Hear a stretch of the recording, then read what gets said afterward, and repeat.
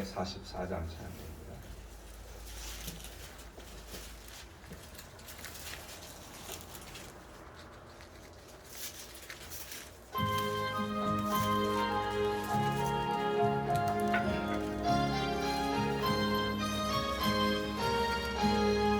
이는 내 아무 종거 아니 되어도 믿음만을 가지고 산을 걸으며 이 귀에 아무 소리 아니 들려도 하나님의 약속 위에 서리라. 걸어가세 믿음 위에 서서 나가세 의심 버리고 걸어가세 믿음 위에 서서 눈과 귀에 아무 증거 없어도 이면에 보기에는 어떠하든지 이미 얻은 증거대로 늘 믿으며 이 맘에 의심 없이 살아갈 때에 우리 소원 주 안에서 이루리. 걸어가세 믿음 위에 서서 나가세 의심 버리고 걸어가세 믿음 위에 서서 눈과 귀에 아무 증거 없어도 당신의 거룩함을 두고 맹세한 주 하나님 아버지는 참 미쁘다. 그 귀한 모든 약속 믿는 자에게 넘지 못할 무슨 일이 있을까. 걸어가세 믿음 위에 서서 나가세 의심 버리고 걸어가세 믿음 위에 서서 눈과 귀에 아무 증거 없어도.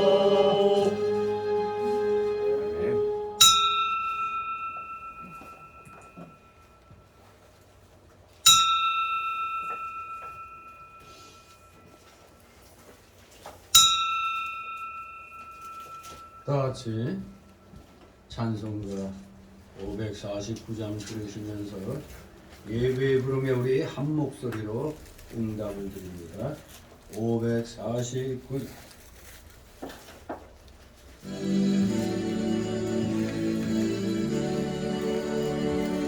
우리 기도를 들어주시고 주님의 평화를 내려주소서.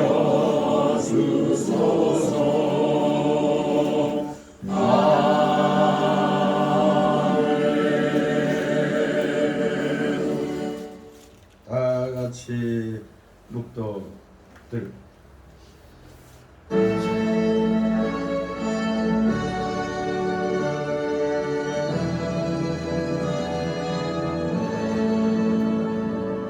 성부 성자와 성령 찬송과 영광 돌려보내세.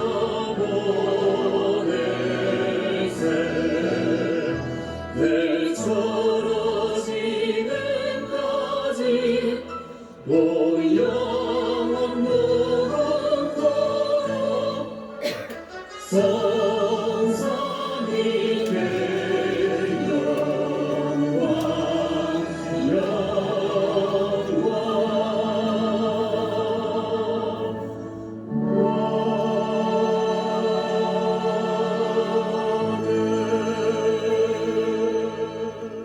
주의 궁정에서 한 날이 다른 곳에서 첫날보다 나은즉 악인의 장막에 거함보다 내 하나님 문지기로 있는 것이 좋사오니 만군의 여호와여 주께 의지하는 자는 복이 있나이다.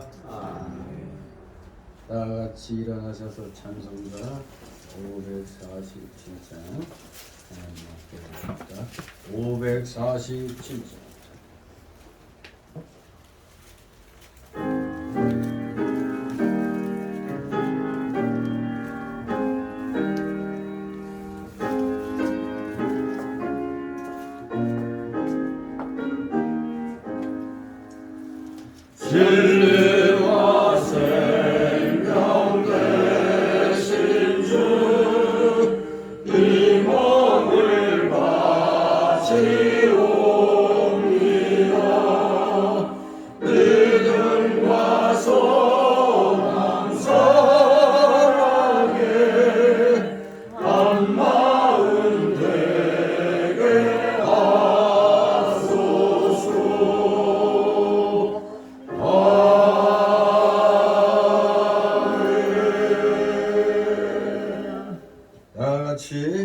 십계명 교독합니다.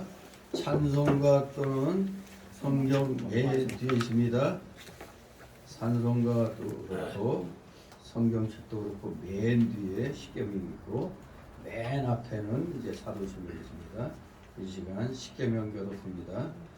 제1은 너는 나 외에는 다른 신들을 내게 있게 말지니라. 너는 외에는 세계 우상을 만들지 말고 오직 하늘에 있는 것이나 아래로 땅에 있는 것이나 하늘에 물속에 있는 것에 영상이든지 만들지 말며 그들에게 절하지 말며 그들을 숨기지 말라.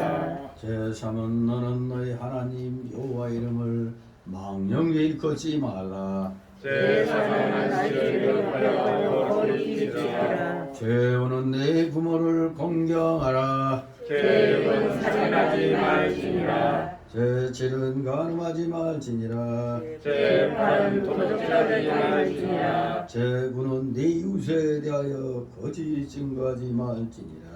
제10은 내 이웃의 길을 가만히 말지니라. 아멘. 다 같이 사도신경으로 우리의 신앙 고백 하나님 앞에 드립니다.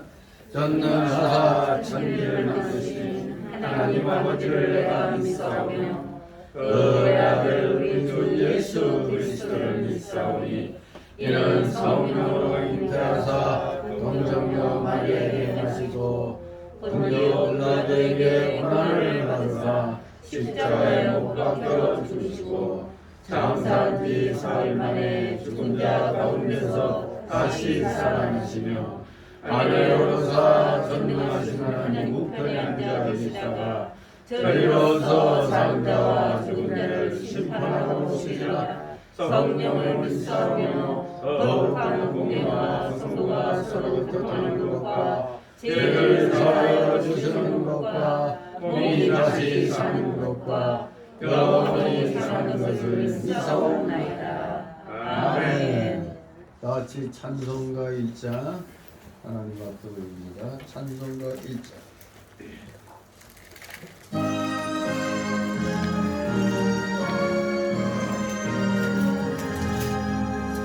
만복의 근원 하나님 온 백성 찬송 드리고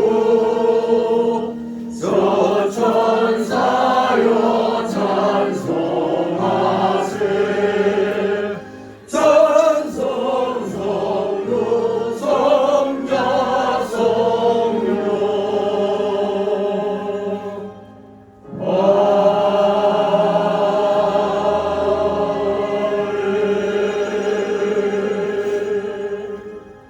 그 자리에서 하나님 말씀 받습니다.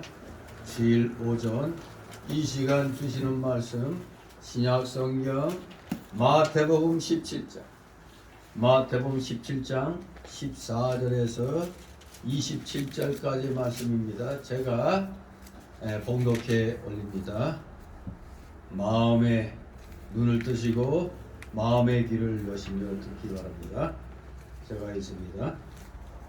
저희가 무리에게 이르매 한 사람이 예수께 와서 꿇어엎드려 가로되 주여 내 아들을 불쌍히 여기소서 저가 간질로 심히 고생하여 자주 불에도 넘어지며 물에도 넘어지는지라 내가 주의 제자들에게 데리고 왔으나 능히 고치지 못하더이다.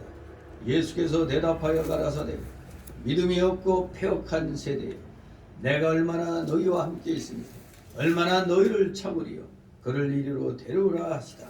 이에 예수께서 꾸짖으시니 귀신이 나가고 아이가 그때부터 나으니라. 이 때에 제자들이 정령이 예수께 나와 가로되 우리는 어찌하여 쫓아내지 못하였나이까.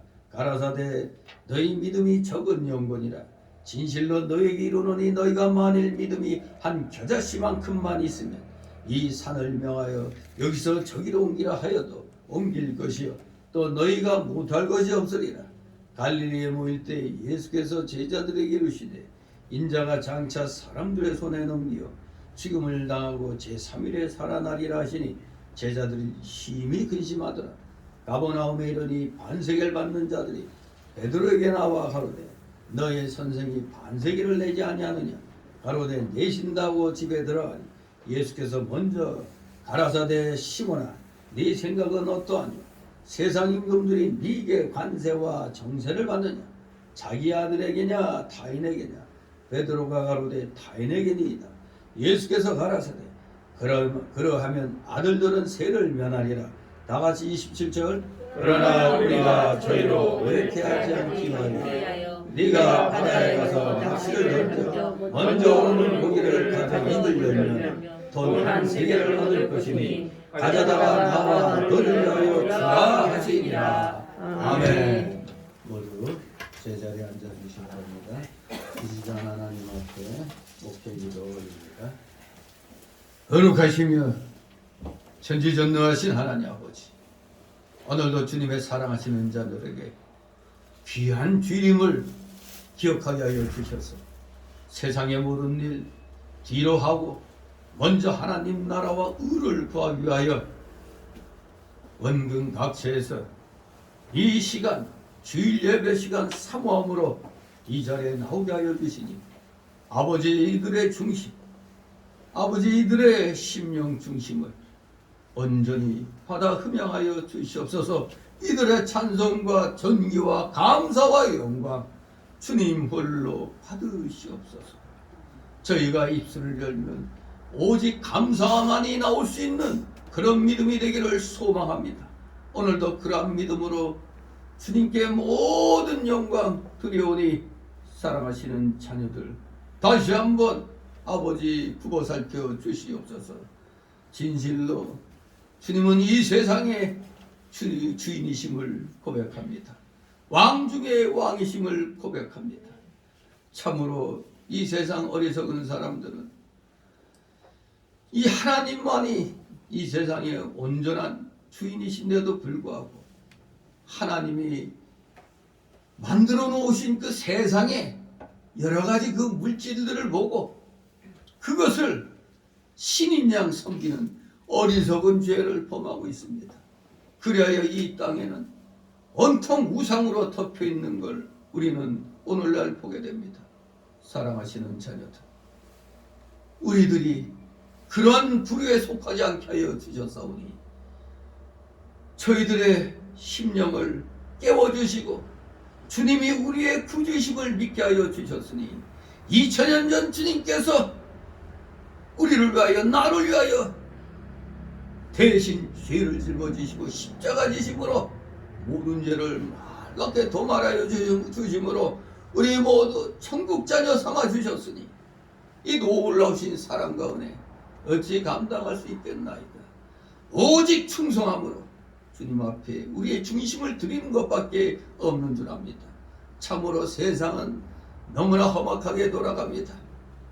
한때는 코로나19로 인하여 전 세계가 벌집 쑤신 듯이 그렇게 시끄럽다가 이것이 좀 수그러 들어갈 때쯤 되니 또 전쟁의 소식이 들립니다. 지구 곳곳에서 항상 전쟁은 있어 왔지만 이번에는 세계의 그 양대 산맥이라 할 수 있는 그 강한 힘들이 부딪히는 그런 시점에서 일어난 전쟁이기에 과연 누가 이 전쟁의 승자가 될까가 또 앞으로 이 지구에 또 여러 가지 그 상황들이 펼쳐지게 될 줄 믿습니다. 자유민주주의 세력이 지구를 그래도 끝까지 좌지우지할 수 있겠는가? 아니면 마귀 세력들, 공산주의 세력이 이 지구상의 모든 걸 또 좌지우지하겠는가? 이것이 분명히 이번에 이 전쟁으로 인하여 윤곽이 드러나게 될 줄 믿습니다. 그 한 우크라이나에서 일어난 전쟁이 과연 또 큰 악의 한 축인 중공으로 인하여 대만이 침략을 당할 것인지 또 악의 또 한 축이 된 북한이 그 국계가 또 우리 대한민국을 침공할 것인지 이 여러 가지가 지금 참으로 긴박하게 지금 돌아가며 얽히고 설키고 있는 가운데 있는 줄 압니다. 사랑하시는 자녀들, 우리들이 무엇을 할 수 있겠나이까? 우리 모두 하나님의 자녀로서 하나님 자녀답게 현 시국에 대하여 이 돌아가는 이 세대에 대하여 무릎 꿇고 주님 앞에 간절히 구하는 것이 제일 첫째인 줄 압니다. 우리가 기도하면서 또 진정한 평화를 위한다면 평소에 전쟁을 준비해야 된다는 것이 이 지구상의 역사 속에서 흘러내려온 그 진리인 줄 압니다. 우리 성경도 마귀와의 싸움에서 이기기 위해서는 평소의 믿음으로 우리가 잘 준비해야만이 마귀와의 싸움에서 이길 수 있다는 걸 우리는 익히 알고 있습니다. 성경의 진리가 바로 세상 속에서 진리로 나타나고 있는 증거가 되는 줄 압니다. 진실로 이 세상은 마귀들로 들끓고 있습니다. 공중의 권세 잡은 자가 마치 자기 세상인 양 이 지구상을 막 흔들어 제끼고 있습니다. 그러나 이 마귀 뒤에 가장 큰 손인 하나님의 손이 이들의 그 범위를 정해놓고 있다는 것을 우리가 기억할 때 결국 마귀도 우리의 밥이 된다는 것을 분명히 알아야 되겠습니다. 말씀 순종 잘하고 하나님을 경외하는 자들이 정말로 온전한 자세로 십자가의 정병의 그 자격을 갖추고 자세로 잘 준비하고 있다면 그 어떤 마귀 세력도 물리칠 수 있다는 것을 우리는 확신하고 두려워하지 말고 이 세상의 불의한 세력과 담대히 맞서 싸워 반드시 승리를 쟁취하는 하나님께서 보장해 놓으신 그 승리 반드시 쟁취해 나가는 우리 사랑하시는 자녀들 다 되게 하여 주시옵소서. 감사를 드립니다. 우리 기독교계 내에서 우리가 진리에 바로 서고 마귀를 발 아래 밟을 때 이 세상의 악의 세력들도 결국 진리의 세력에 의하여 밟히게 될 줄 믿습니다. 사랑하시는 자녀들 절대 세상 악의 세력에 두려워하지 않게 하옵소서. 어떤 환난과 공고가 우리를 에워싼다 할지라도 염려 근심 걱정 모두 십자가에 못 박아버리고 오직 주님만을 바라보며 우리 모두 힘차게 씩씩하게 용감하게 우리 주의 보호자를 향하여 우리 모두 열심으로 서로 위로하고 격려하고 권면하면서 나아가는 자들 다 되게 하여 주시옵소서. 뒤로 후퇴하는 자들 한 사람도 없게 하옵소서. 진실된 믿음의 자녀들 진정한 십자가의 정병들입니다. 비록 그 십자가의 정병이 주님이 인정하시는 그 숫자는 지극히 적은 수나 바로 그 진리에 바로 선 적은 수를 통하여 이 세상을 주권주장하여 나가시는 줄 믿습니다. 우리 성교회 성도들도 하나님이 기뻐하시는 이 작은 자 속에 포함되기를 소망합니다. 진리의 이름 좁기 때문에 찾는 자가 적다고 했습니다. 서로 기독교인이 되었으면서도 기독교 안에 들어왔으면서도 넓은 길을 또 찾아갑니다. 어차피 좁은 길 속에 들어왔다면 더욱더 진리의 좁은 길을 감사함으로 주저하지 말고 나가야 되는데 거기서 또 넓은 길을 찾아가려고 하는 이런 부류들이 오늘날 기독교계를 혼란하게 만들고 있습니다. 사랑하시는 자녀들은 어떠한 상황에서도 흔들리지 아니하고 오직 십자가의 주님만을 바라보며 성경 66권의 진리 안에 온전히 거함으로 하나님을 진정으로 기쁘게 드리는 진정한 믿음의 자녀들 다 되게 하여 주시옵소서. 감사드립니다. 오늘도 여러가지 근심, 염려, 걱정 보따리 짊어지고 나온 우리 성도들 있는 줄 압니다. 그 모든 세상 보따리들 주님 앞에 내려놓게 하옵소서. 내려놓고 온전히 다 맡기게 하옵소서. 맡기는 것이 믿음의 실력인 줄 압니다. 온전히 다 맡길 때 하나님으로부터 놀라운 모든 것을 해결할 수 있는 그 열쇠를 받게 될 줄 믿습니다. 우리 모두 한 주간 그 열쇠로 말미암아 모든 근심, 염려, 걱정 다 해결하면서 온전히 하나님께 영광 돌려드리는 한 주간 되게 하여 주시옵소서.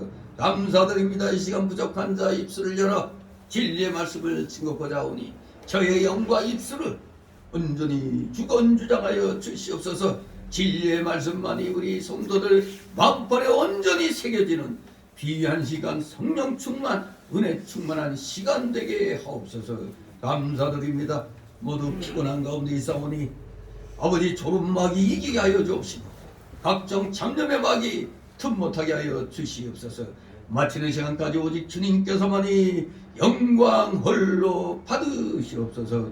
예수 그리스도의 이름으로 감사드리며 기도드리옵나이다. 아멘. 다 같이 찬송가 341장 찬송드립니다.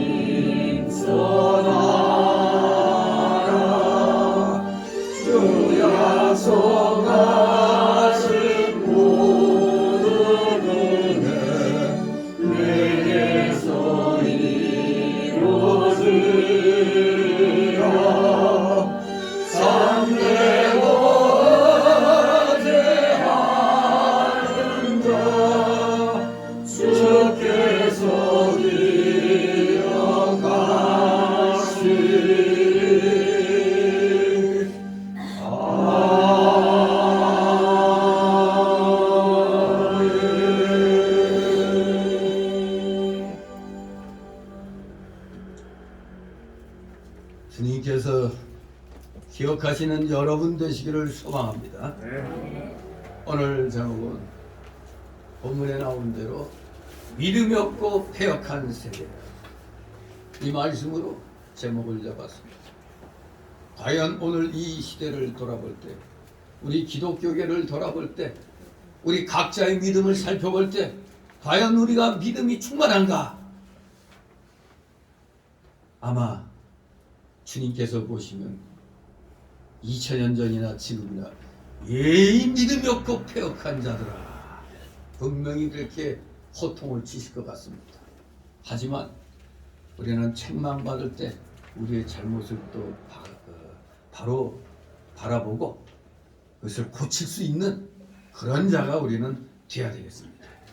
자, 오늘 이 본문의 내용을 보면은 그 앞에 13절까지 소위 말하는 변화산 사건의 그 이야기가 실려 있습니다.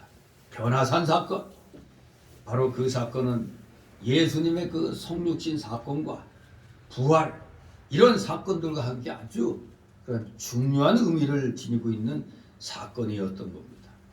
그 사건을 뒤로하고 이제 귀신 들린 아이를 고친 사건과 함께 예수님의 두 번째 순환 예고와 또 성전세 납세 문제가 오늘 여기 14절 이하에 다루어지고 있습니다. 이 내용이 과연 오늘 우리에게 문관계가 있을까? 이 2000년 전에 이 얘기가 오늘 우리에게 또 뭐 어떻게 관련이 있게 되는가? 오늘 말씀을 살피면서 여기에 담겨진 교훈을 잘 받아서 오늘 또 우리 이 시대에 살아갈 때 전 그런 교훈으로서 우리를 올바른 길로 인도해 주실 줄 믿습니다. 네, 그래서 오늘 이 14절 27절 말씀을 크게 두 단락으로 나눠서 살펴봅니다. 첫 번째 단락은 14절 23절로 간질병 아들을 고쳐주신 예수님, 두 번째 단락으로는 24절 27절 성전세를 내신 예수님, 이 두 단락으로 나눠서 살펴보도록 하겠습니다. 자, 그러면 첫 번째 단락으로 14절 23절 간질병 아들을 고쳐주신 예수님. 뭐 일반적으로는 뭉퉁거려가지고 귀신 들린 아이를 고친 사건이라고도 그렇게 얘기를 합니다. 자, 그러면 우리 도대체 간질병 걸린 거하고 또 무슨 귀신하고 뭔 관계가 있는가? 우리 한번 내용을 살펴보도록 합니다. 14절 16절 있습니다. 저희가 우리에게 한 사람이 예수께 와서 꿇어 엎드려 가라되 주여 내 아들을 불쌍히 여기소서. 저가 간질로 심히 고생하여 자주 불에도 넘어지며 물에도 넘어지는지라. 내가 주의 제자들에게 데리고 왔으나 능히 고치지 못하더이다. 아멘. 이제 한 사람이 예수님께 와서 아주 간절하게 지금 구하고 있습니다. 뭐 어떻게 보고 간절히 구하느냐? 구한다고 얘기할 수 있느냐? 여기 보니까 어떻게 했다고? 꿇어 엎드렸다고 그랬습니다. 이거는 얼마나 그 간절한 것인가를 우리에게 말해주고 있죠. 뭐 웬만하면 그냥 주님 저 말씀드릴 게 있습니다 하면 되는데 무릎 꿇고 지금 엎드렸다는 겁니다. 그런데 그 내용인즉슨 그럴만합니다. 간질병 앓는 간질병을 앓는 자기 아들을 그저 불쌍히 여겨달라고 말했습니다. 아니 고쳐달라고 말한 게 아니라 그 불쌍히 여겨달라고 그랬습니다. 왜 그러냐? 자기 아들이 자주 불에도 넘어지고 물에도 넘어진다고 그랬습니다. 이거 뭐 그냥 이 자세히 모르면 이거 미쳤나 보다. 뭐 일반적으로 쉽게 말하면 그 당시에는 그 옛날이니까 귀신 들려나 보다. 그렇게 생각할 수가 있는 겁니다. 그런데 이런 자기 아들을 주님 제자들한테 부탁했더니 어떻게 했다고요? 고치지 못했다고 이렇게 일러 바치고 있습니다. 결국 이 주님의 제자들은 주님으로부터 그런 권능을 그렇게 받았는데도 여기 이 간질 마귀를 내쫓지 못했습니다. 근데 영어 성경에 보면은 그 흠정역 그 킹제에서 역본이나 NASV에서 보면은 이 간질이란 말을 미친이라고 번역했어요. 미친, 미쳤다. 루너틱 이렇게 미친 이렇게 번역했어요. 그런데 왜 그러면 우리말 성경에는 간질이라고 했느냐? 그러면 헬라어 원문을 보니까 그 원문의 단어는 우리말 성경대로 이 간질이라는 의미가 있어요. 이 헬라어 원문에 보면. 그러니까 우리말 성경이 우리 조상님들이 번역을 더 잘한 것입니다. 간질의 의미가 있다 이겁니다. 그러니까 마가복음 본문의 묘사도 이 간질과 비슷해요. 또 누가복음 9장에 또 보면은 여기 그 아들은 여기 내 아들이라고 그랬는데 이 아들이 뭐 하나인지 둘인지 모르겠는데 누가복음 9장에는 분명히 나와 있어요. 이 아버지 입장으로서는 엄청나게 간절한 겁니다. 왜 간절한가 했더니 누가복음에 보니까 그의 외아들이라고 그랬어요. 하나밖에 없는 아들이니까 자식이 여러 명 있으면 좀 덜 간절했을 수도 있겠어요. 근데 딱 그 하나밖에 없었다고. 그러니 자기 외아들도 불쌍히 여겨달라고 주님 앞에 꿇어 엎드렸다 이겁니다. 그 누가복음에 보면은 덩어리 귀신이 들렸다고 그랬어요. 그런데 이 덩어리 귀신이 영이니까 어디서든지 자기 외아들을 잡으면 거꾸러져 거품 흘리며 이를 갈고 팔에하여 간다고 그랬어요. 그러니까 이 누가 보면 9장에는 덩어리 귀신이라고 그래요. 그리고 여기 마태복음에는 간질이라고 또 돼 있고 영어 성경에는 미쳤다 이렇게 돼 있어요. 그러니까 한마디로 옛날에는 무슨 병 걸리면 귀신에 의해서 이제 병에 걸렸다고 또 많이 생각을 하거든요. 우리나라 대표적인 귀신론자 누구예요? 귀신론 하면은 저기 성락교에 김기동, 이기동이 아니고 이기동은 옛날 코미디언이었죠. 김기동 목사. 이 사람은 어디가 아프면 여러분이 감기 걸렸어 그러면 감기 귀신, 배가 아파 그러면 배앓이 귀신, 갖다 붙이면 다 그냥 귀신에 걸린 거예요. 귀신. 그래서 소위 말하는 그 안찰이라는 게 뭐냐, 성경에 안찰이라는 거 없잖아요. 그 아프다고 하는데 막 여러 명이 그냥 들러 앉아갖고 배가 아프다, 배 막 두들겨 그냥. 그 짓 하다가 배창자 터져 죽은 사람 있잖아요. 그냥 아무데나 그냥 갖다 대고 그냥 무조건 두들겨 대는 거예요. 그냥. 그러다 또 뭔가 이게 핀트가 딱 맞으면 또 그게 나올 수도 있어요. 왜냐면 우리가 그 안마 하잖아요. 안마하면 풀어지잖아요. 그거하고 딱 아다리가 되면은 나올 수도 있어요. 그러면 또 그냥 아주 신통방통한 능력의 소유자라고 소문나는 거죠. 아무튼 이 오늘날의 이 현대사회에 들어오기까지 지금도 마찬가지죠. 왜 지금도 무당 있잖아요. 지금도 그냥 귀신과 교제하는 사람 많다고 그러잖아요. 아무튼 귀신은 있습니다. 바로 이 공중에 권세 잡은 마귀 졸개들이 다 귀신이에요. 악한 영입니다. 이것들은 틈만 있으면 그 틈새로 그냥 치고 들어와요. 그렇기 때문에 마귀들에게 우리가 틈을 주면 안 되는 겁니다. 아무튼 이렇게 마태복음이나 누가복음에 또 마가복음에 이렇게 보면은 하나같이 이걸 통틀어서 그냥 귀신 들렸다 이렇게 말할 수도 있어요. 덩어리 귀신이 들렸는데 어떻게 된 게 이게, 그러니까 아마 이 아이가 간질의 증세도 나오면서도 말도 제대로 못하니까 덩어리 귀신이라고 얘기하는 거죠.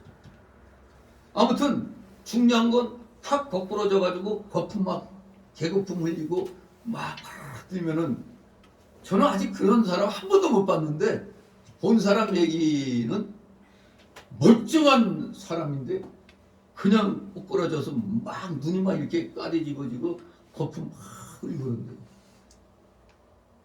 근데 그리고 또 새파란 청년이나 처녀들이 그러면은 더 보기가 더 그거 아주 불쌍하죠. 그냥 젊은 나이에 그러면은. 아무튼 거품 흘리고 이를 갈고. 근데 어떻게 넘어질 데가 없어서 불에 넘어지면 안 되죠. 그 아주 심각한 증세가 대단히 심각한 그런. 그러니까 자기 몸이 이걸 컨트롤 못하니까 그냥 막 넘어지는 거죠. 이 간질이란 이 병 참 힘든 병입니다. 그런데 여기 이제 성경에 의하면 이제 귀신 들린 이런 것을 이제 일으키게 하는 귀신이 이제 들어간 걸로 여기선 표현하고 있습니다. 근데 귀신은 바로 우리 한국 사람은 보통 귀신 그러죠. 서양 사람들은 악마, 악령, 마귀 그렇게 얘기를 하죠. 그러니까 결국 귀신은 악한 영이라 이겁니다. 물질적으로는 없는 거죠. 이 실체는 없지만 그 영으로 존재하는 거죠. 귀신. 즉 귀신을 좋게 우리가 최대한 아주 좋게 표현하면은 악한 천사. 왜? 지금 귀신들, 이 악령들은 다 타락한 천사니까.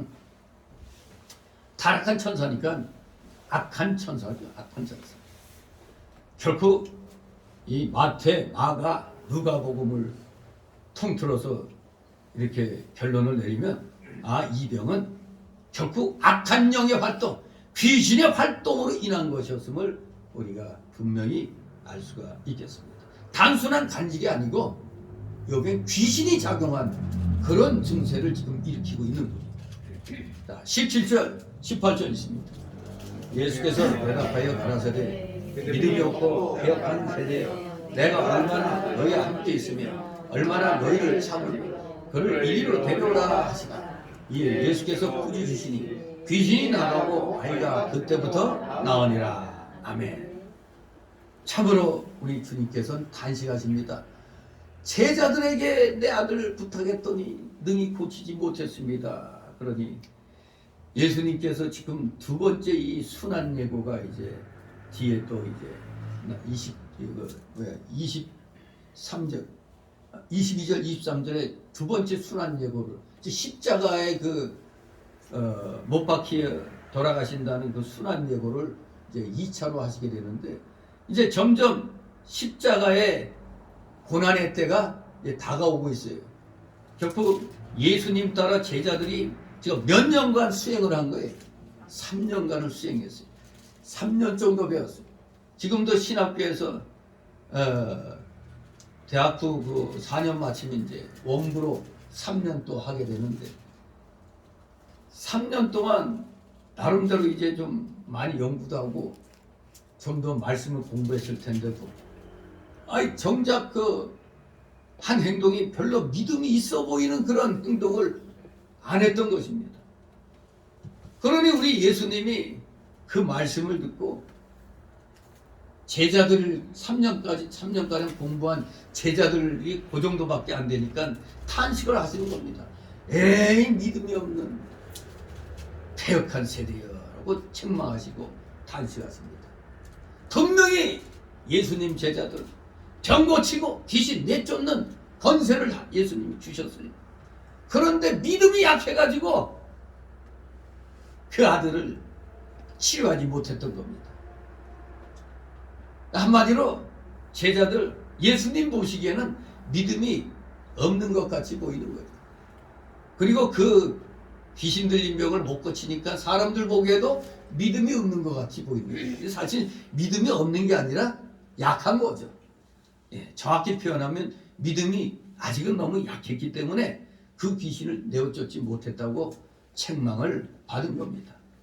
좀 부끄러운 거죠. 예의 믿음이 없는 패역한 세대야. 자기들 보고 그래도 3년 동안 쫓아다녔는데 믿음이 없다고 이 책망하시니까 뭐 좀 속으로는 좀 뜨끔했겠는지 아니면 좀 부끄러웠는지 아마 대단히 부끄러웠을 겁니다. 예수님이 무려 3년 동안 같이 계시면서 가르쳐 주시고 믿음으로 인도하여 주셨는데 아직도 믿음의 실력이 약해가지고 마귀를 물리치지 못하는 것을 볼 때 우리 예수님의 심정이 참으로 안타까웠을 것입니다.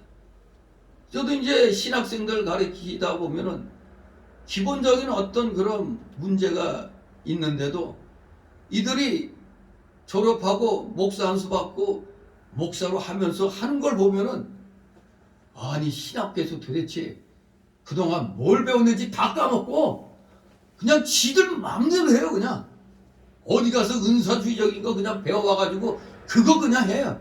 신학교에서 배운 대로 안 해. 왜? 신학교에서 배운 대로 하면 사람들이 안 온대. 이게 울어야 될지 웃어야 될지. 아무튼 어쨌거나 여기 예수님 제자들도 3년간 배웠는데도 예수님의 기대치에 너무나 못 미쳤던 겁니다. 아무튼 우리 예수님의 심정 스승으로서 매우 안타까웠을 것입니다. 그렇습니다. 우리 인간은 믿음이 없이는 하나님의 복을 절대 받을 수가 없어요.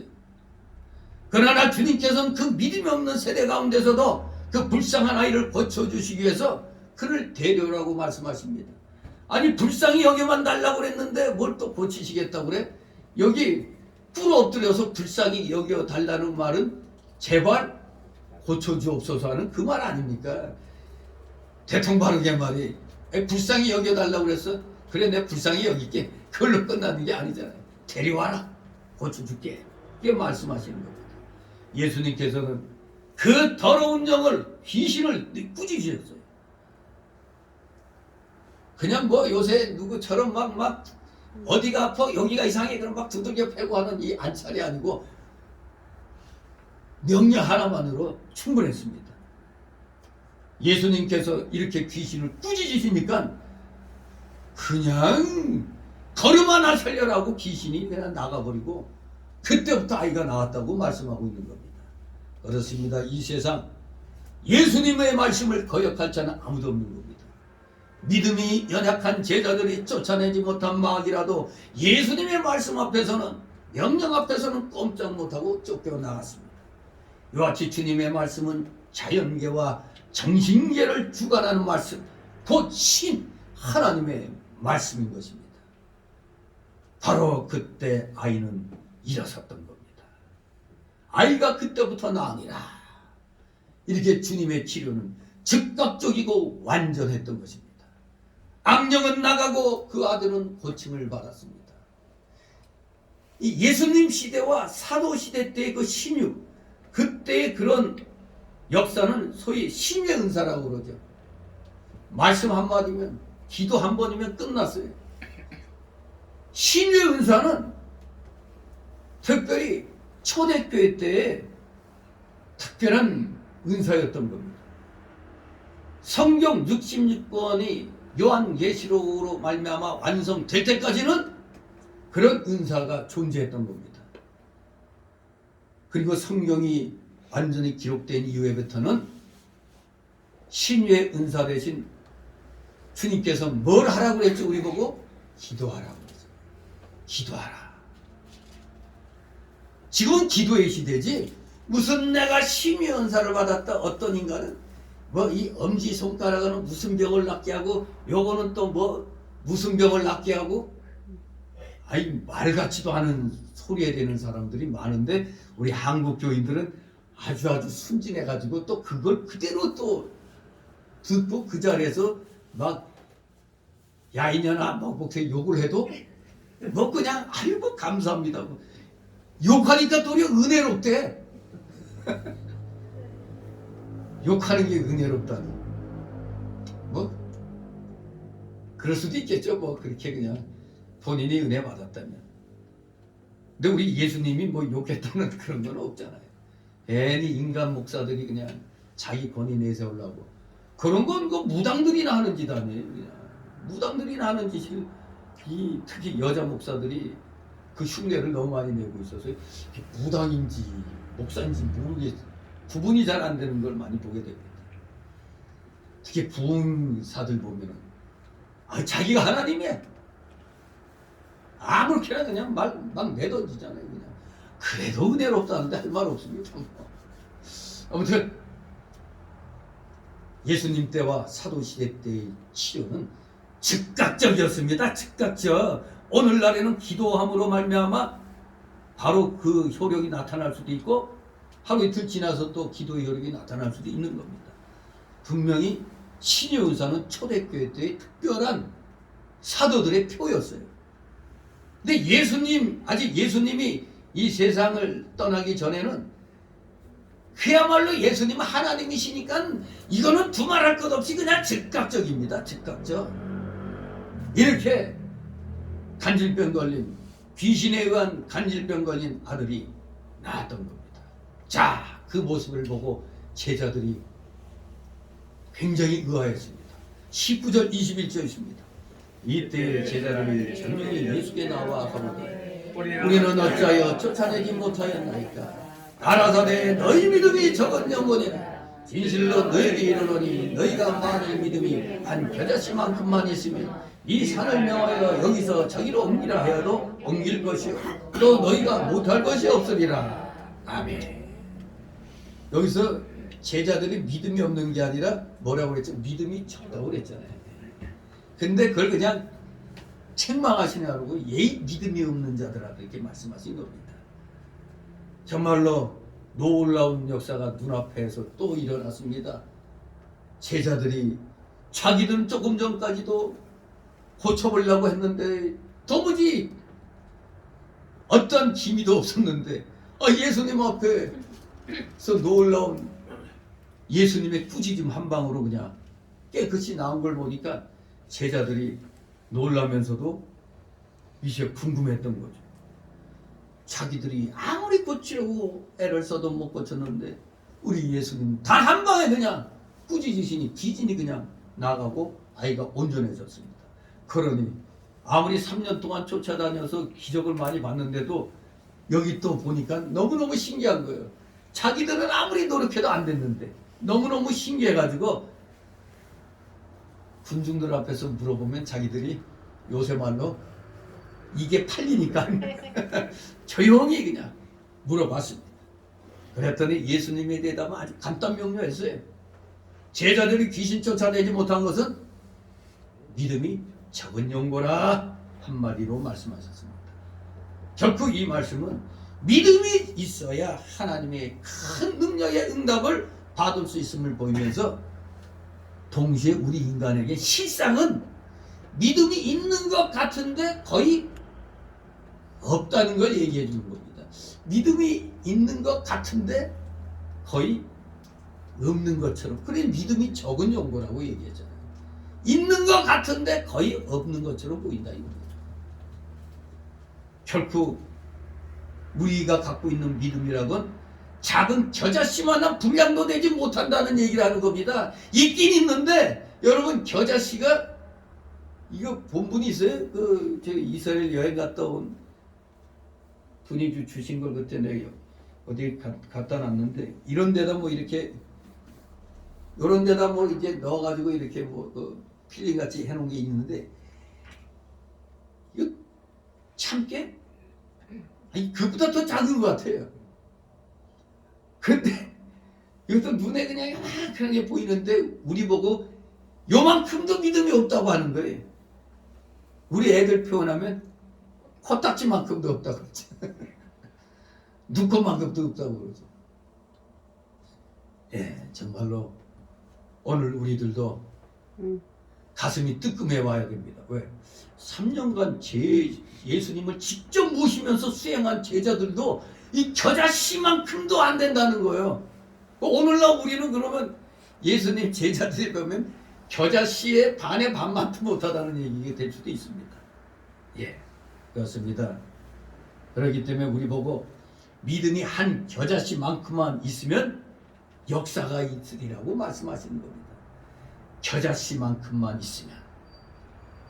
이 겨자씨의 믿음은 한마디로 이 요만한 이 눈에 보일랑말랑한 이 겨자씨가 땅에 심겨지면 이런 겨자나무가 된다는 겁니다. 이런 그냥 겨자나무가. 참 믿기가 어려운 그런 거예요. 한마디로 그래서 겨자씨 믿음은 뭐라고 표현하느냐? 겨자씨 믿음은 생명이 있는 믿음을 가리키는 겁니다. 겨자씨 믿음, 생명이 있는 믿음을 가리킵니다.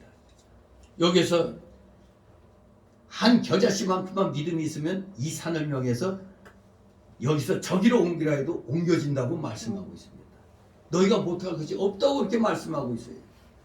즉 이 산을 옮기는다는 것은 산과 같이 큰 난관이 이 겨자씨만큼만 믿음이 있어도 큰 산만한 난관도 해결되어 나간다는 겁니다. 해결할 수 있다는 걸 말하는 겁니다. 그런데 오늘날 이 잘못된 부흥사로부터 배운 사람들은 어떤 믿음을 갖고 있느냐? 무조건 믿사오니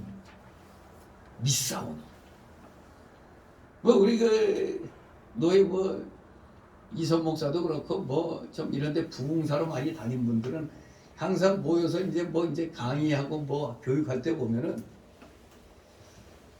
뭐 아주 다 말씀 선포했는데 조용하면 아멘 안 한 사람은 가다가 꼭 부러지길 바랍니다.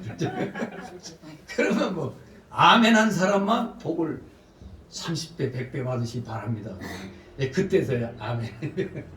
아멘을 너무 안 하니까 또 그렇게 이제 막 표현을 하는데 무조건 믿사오니 이건 참 믿음이 아닙니다.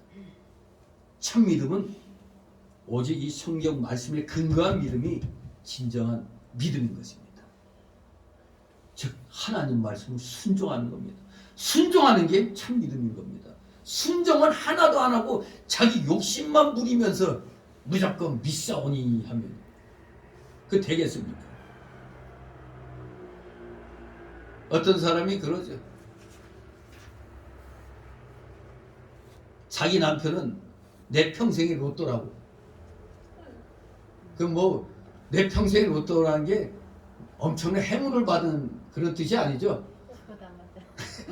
죽어도 안 맞는 게 그러니까 남편이라고 결혼했는데 평생 하나도 맞는 게 없다는 얘기예요. 그게 뭐 엄청 큰 행운을 받은 게 아니라 하나도 맞는 게 없다는 의미로 나 평생의 로또라고 이렇게 얘기하는 거죠. 네, 정말로 우리가 뭐 옛날부터 뭐 남편을 이제 받들라고 그러는데 이 예수님 말씀, 근데 이 인간의 그 모든 그 일들은 그때그때마다 달라져. 상황에 따라 달라요. 그만큼 남편이 신뢰 있게 살아왔으면 하늘만큼 믿을 수 있는 거죠. 그런데 신뢰 없이 살아왔으면은 로또가 되는 겁니다. 한마디로 하나도 믿지 못되는 그런 남편이 되는 거지. 아무튼 우리 기독교인은 진정한 참믿음, 바로 하나님 말씀 순종하는 겁니다. 마귀의 말은 우리한테 로또죠. 하나도 안 맞으니까. 하나도 안 맞는 겁니다. 하나님의 말씀을 마음으로 순종하고 몸으로 순종해야 온전한 믿음이라고 야고보서 2장 2절에서 말씀하고 있습니다. 22장, 야고보서 2장 22절에서 순종하지 않는 믿음, 그건 가짜예요. 믿음은 순종한다는 게 뭐예요? 행동으로 나오는 거잖아요. 행동으로 나오는 게 그게 온전한 믿음입니다. 그저 말씀 따라갖고 그저 믿사오니 하면 되게 믿음 좋은 것 같죠? 그거는 미신입니다. 미신. 말씀 떠난 믿사오니 하는 건 미신이며 맹신입니다. 기도를 많이 하고 하나님의 능력을 힘입어 나아가 생활 속에서 구하고 찾고 두드려야 되는 거예요. 근데 모두 이 구하는 데서 딱 멈추는 거예요. 구하면은 뭐라고 그랬어요? 찾으라고 그랬잖아요.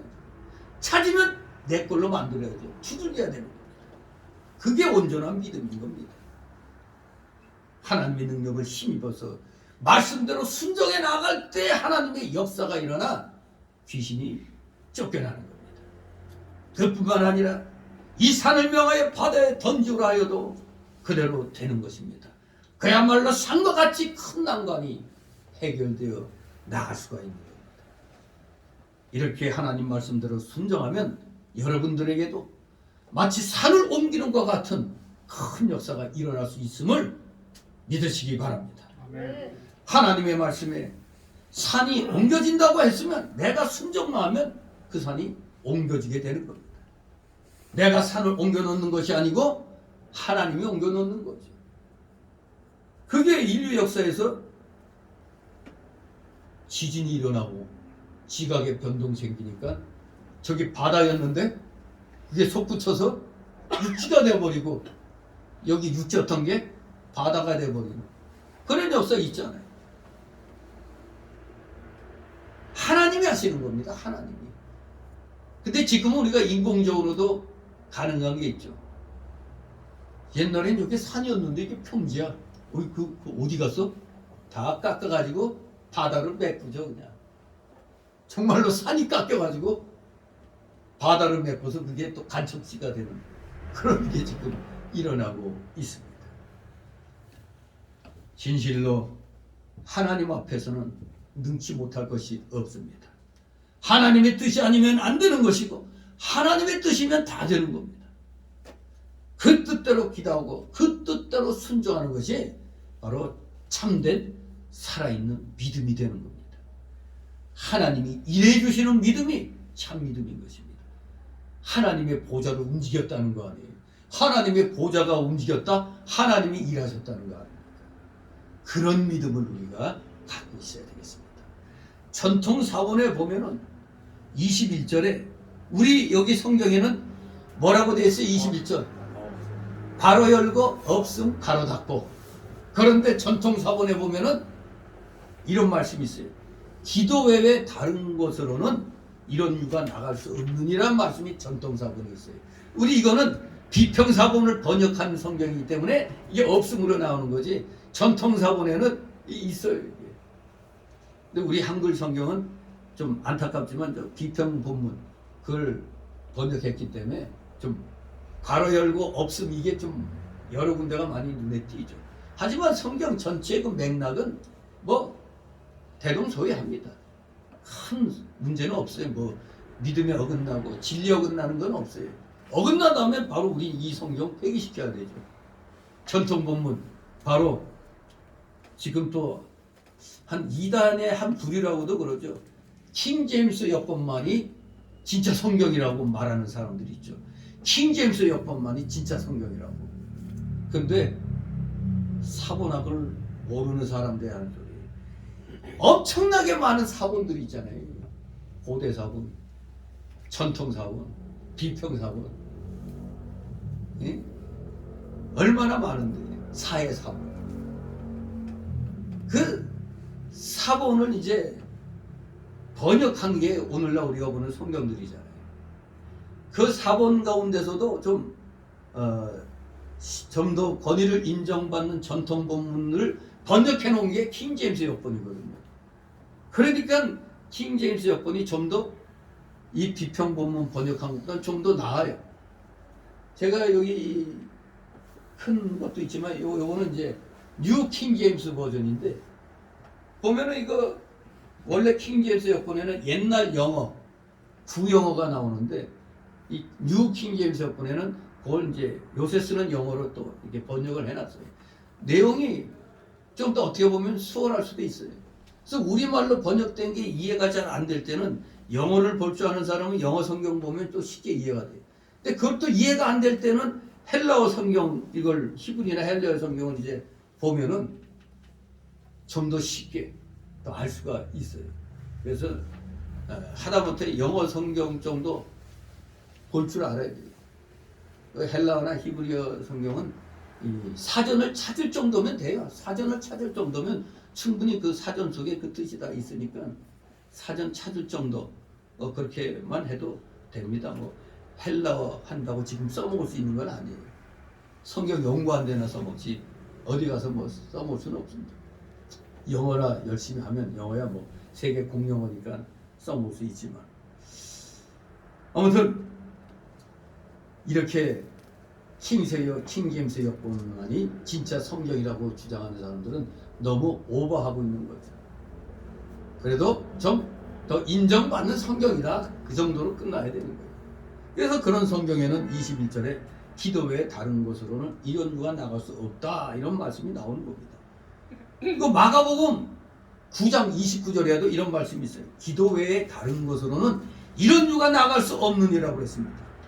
기도를 제대로 안 하고 믿음이 적으니까 귀신을 쫓아내지 못하는 겁니다. 왜 예수 믿는다고 하면서 귀신을 두려워하는 사람들이 있죠. 귀신이 무섭다고. 아니 왜 예수 믿는데 귀신이 무서워요? 도리어 예수 믿는 사람 가면 귀신이 무서워서 도망가야지. 예수 믿는 사람이 귀신이 무섭다고 하면 이거 뭐가 잘못된 겁니다. 예수 믿는 사람이 가면 귀신이 예수 믿는 사람 무서워서 도망가는 거예요. 뭐가 이거 잘못돼도 굉장히 잘못된 거죠. 그거는. 아무튼 어떤 굿하는 데서는 어느 무당은 한참 굿하다가 예수 믿는 사람이 제대로 믿는 사람이 거기 있으면 굿이 잘 안 된다고 가라고 막 그런데요. 한 번도 그런 거 본 적은 없지만 그걸 봤다는 사람이 얘기를 하는데 아무튼 기도가 약하고 믿음이 적으면 귀신을 쫓아내지 못하고 도리어 귀신에게 당할 수가 있어요. 귀신에 당하면 이게 뭔 창피해 이게 예수 믿는 사람. 그래서 기도와 믿음은 정비례해요. 정비례 한다는 게 이렇게 90도 이 각이 있으면 정비례는 이렇게 이런 식으로 계속 이게 여기가 기도면은 여기가 믿음. 기도가 커지면 믿음도 이만큼 커지는 거예요. 이렇게 믿음이 조금이면 요 정도인데 이것이 믿음이 커지면 점점 기도도 같이 이렇게 커지는 거예요. 이게 정비례죠. 반비례는 이게 거꾸로 되는 거지만 믿음과 기도는 정비례하는 겁니다. 즉 믿음이 있어야 기도가 되죠. 믿음이 없으면 당연히 기도하지 않을 것입니다. 믿음이 약하면 조금 기도하고 믿음이 강하면 강할수록 더 많이 기도하게 되는 것입니다. 그런데 저도 생각해 볼 때 오늘 새벽에도 말씀드렸지만 옛날보다 저 역시 믿음이 약해진 모양이에요. 왜? 전에 몇 년 전에는 수요 예배 끝나면 저녁 때 꼭 일주일에 한 번은 산기도 가고 그랬는데 어느 날부터 그냥 몸이 피곤하고 이 핑계 저 핑계 되고 그냥 안 가게 되더라고요. 전에 한때 제가 이제 산기도 다닐 때 목사님들이 그래요. 요새도 산기도 가는 목사가 있나 그러더라고요. 그만큼 지금 너나 나나 할 것 없이 다 지금 다 현실적으로 바뀌었다는 거예요. 너 꼭 산기도 가야 돼? 집에서 하면 되지. 물론 잠자리에서 하는 기도도 있어요. 근데 새벽 나오기 싫어서 잠자리에서 하는 기도보다 새벽은 예배당에 나와서 예배당에서 하는 기도가 더 능력이 있고, 또는 오늘 그 아가서에서 나온 대로 저기 그냥 험한 산 골짜기 어디 깊은 데 가서 기도하면 더 기도의 역사가 클 수도 있는 거거든요. 그때 장소에 따라서도 또 기도의 영향을 받는 게 또 달라지거든요. 지금은 정말로 어디 산기슭이나 어디 산속 깊은 데 가서 기도하는 그 모습들이 좀 많이 없어졌죠. 많이 없어졌어. 핑계는 줬죠. 코로나 때. 산속 깊이 들어갔는데 코로나하고 뭔 관계 있어? 예? 기도원, 물론 기도원은 사람이 모이니까 그럴 수 있겠죠.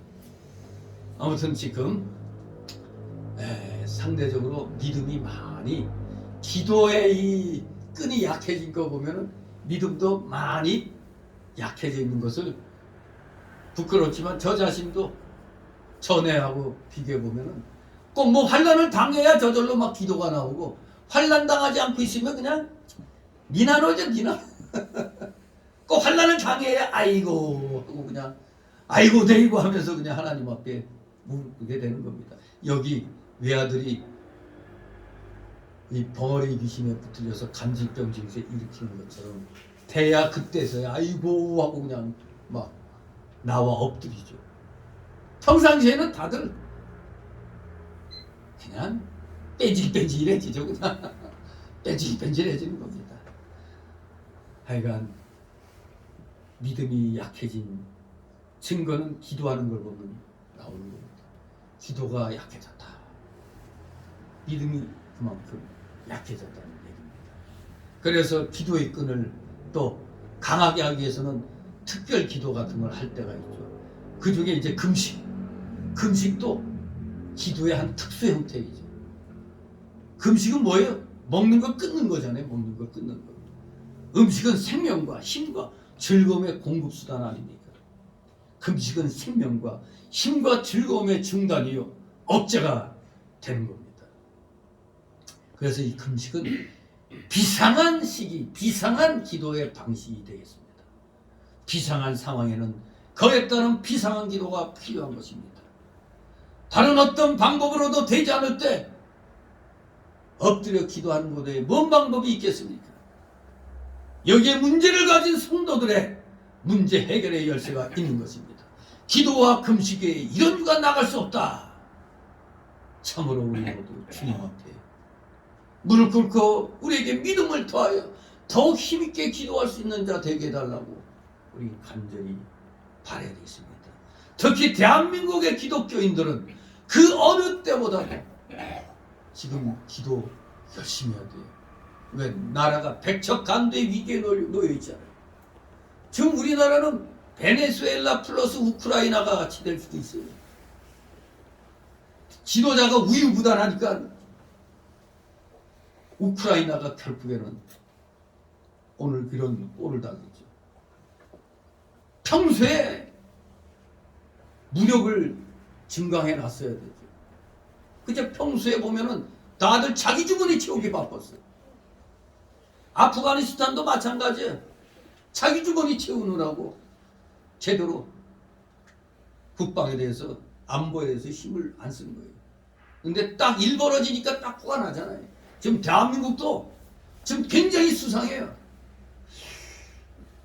어떤 그 군인 가족 얘기 들었는데, 우리 애가 해군인가 공군인가 갔는데, 아니 어떻게 이게 학교 급식보다 못하다네? 근데 요새 군대 가면 뭐 월급 좀 준다며? 우리 때는 몇천 원 뭐 이렇게 받았는데 지금 뭐 몇십만 원? 근데 왜 급식은 그렇게 나빠? 뭔가 하여간에 문제가 심각한 것 같아요.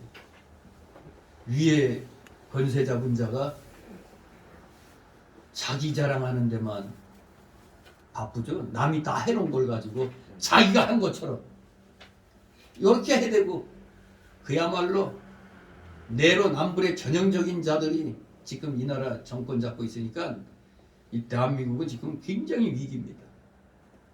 당하고 나서 저렇게 쩔쩔매면 어떻게 해요?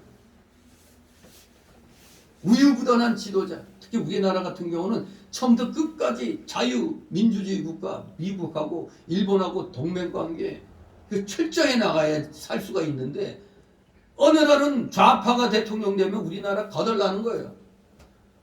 그러니까 좌파 우파가 번갈아되면 안 돼요. 우리나라는 끝까지 우리는 자유민주주의 사상을 가진 우파가 이 나라를 다스려야지, 좌파도 뭐 좌우에 날개 있는 것처럼 정권 잡아야 뭐 균등하게 될 수 있다.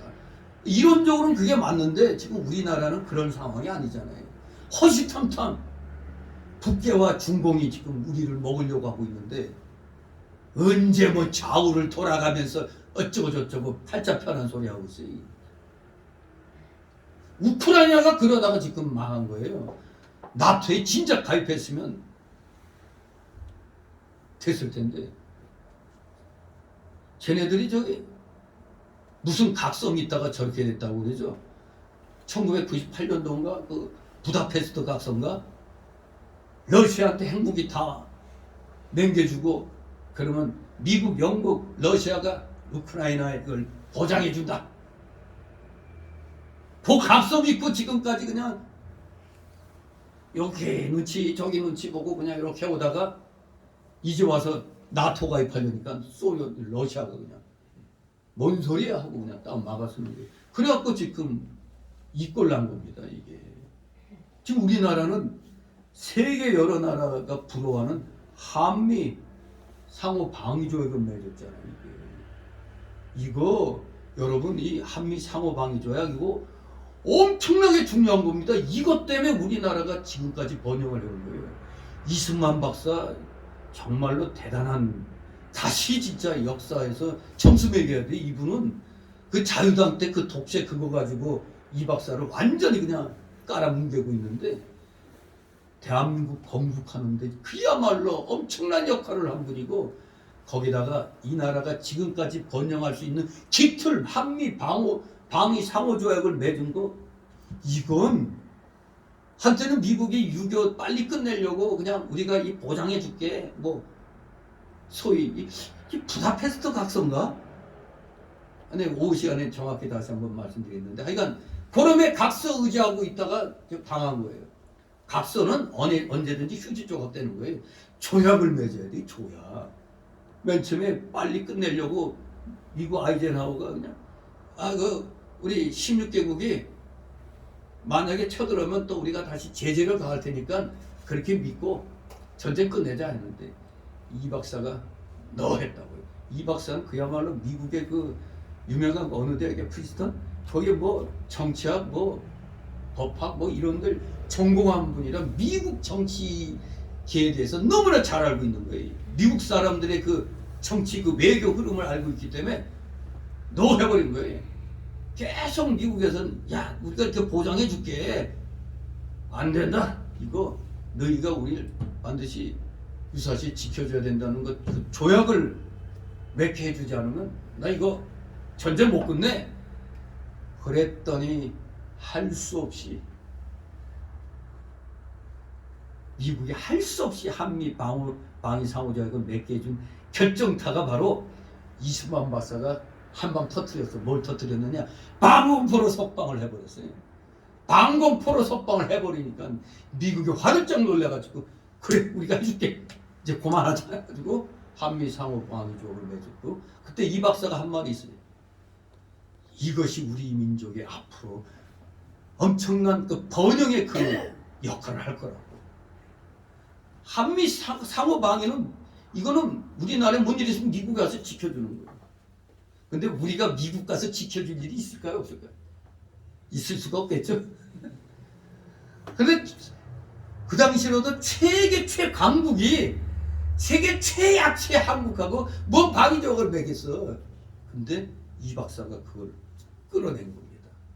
그야말로 이 한미 상호 방위조약은 대한민국 역사에서 최고로 우리가 정말로 인정해야 될 그겁니다. 그것 때문에 지금까지 우리나라 번영할 수가 있었던 거예요.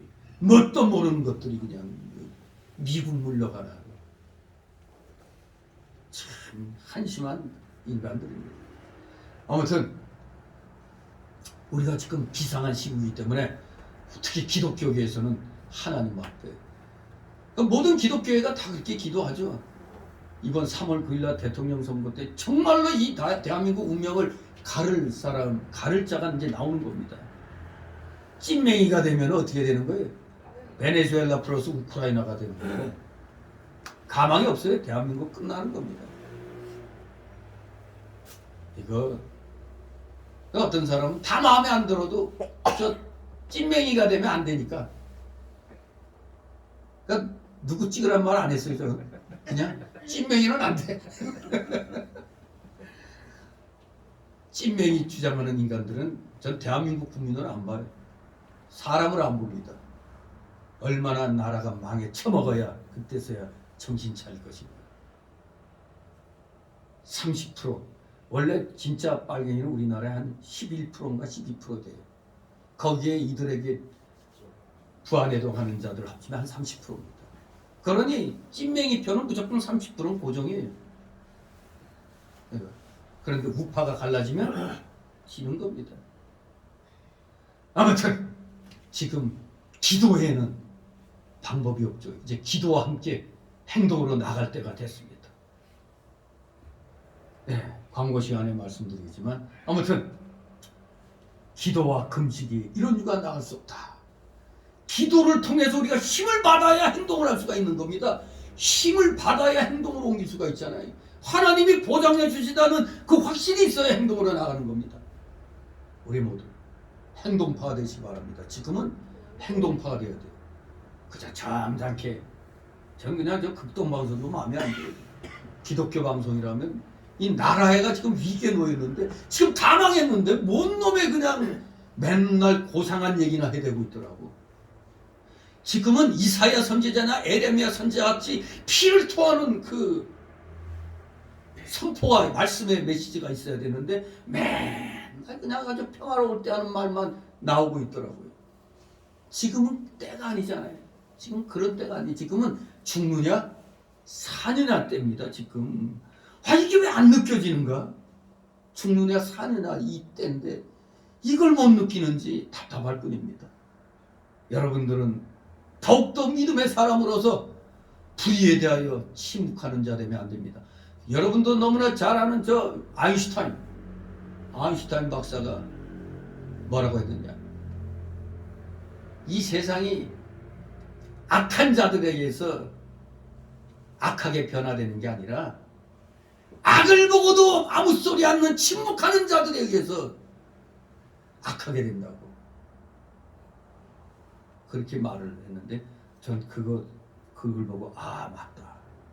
악을 행하는 자들 때문에 이 세상이 망하는 게 아니라 악을 보고도 말하지 않고 침묵하는 자들.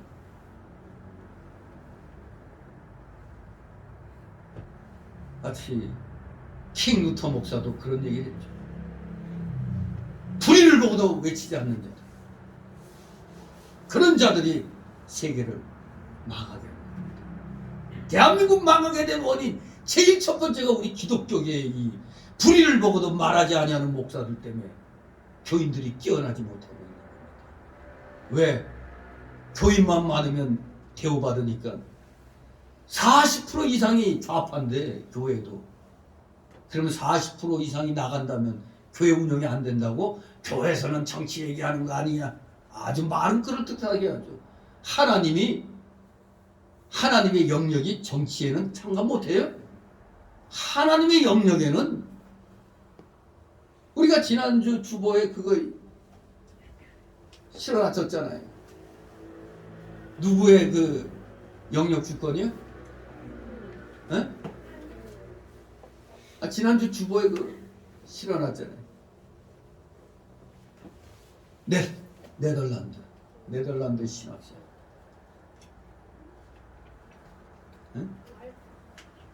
아브라함 카이프가, 헤르만 바빙크도 쌍벽을 이룬 사람입니다. 아무튼 하나님의 영역은 한정이 되어 있지 않습니다.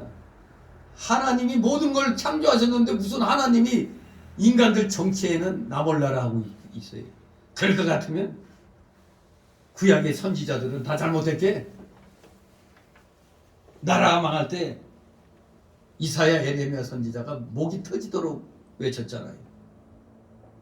근데 오늘날 목사들은 일제 때 그 잘못된 그 정교 분리의 그 해석을 가지고 미국의 정교 분리의 그 뜻을 따르면 딱 맞는 거예요. 미국은 공화당이나 민주당이나 전당대회 할 때 마치 부흥회 하듯이 안 되잖아요. 민주당이든 공화당이든 딱 그 당을 갖다 그 주장하는 그 목회자가 한 명씩 있잖아요.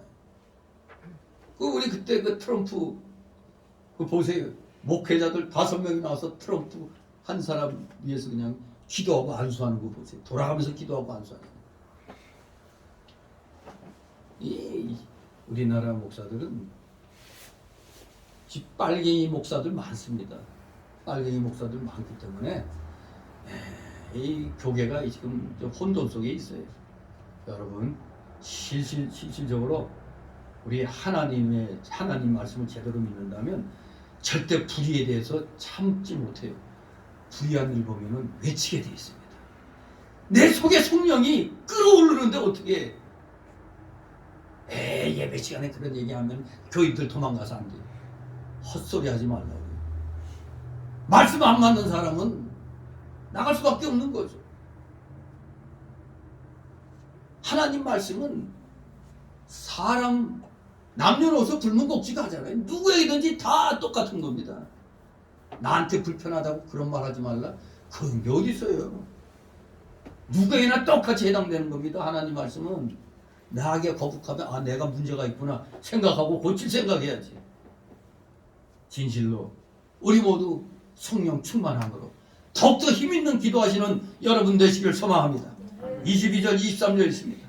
갈릴리에 오를 때에 예수께서 제자들에게 이르시되 인자가 장차 사람들의 손에 넘겨 죽임을 당하고 제3일에 살아나리라 하시니 제자들이 심히 근심하더라.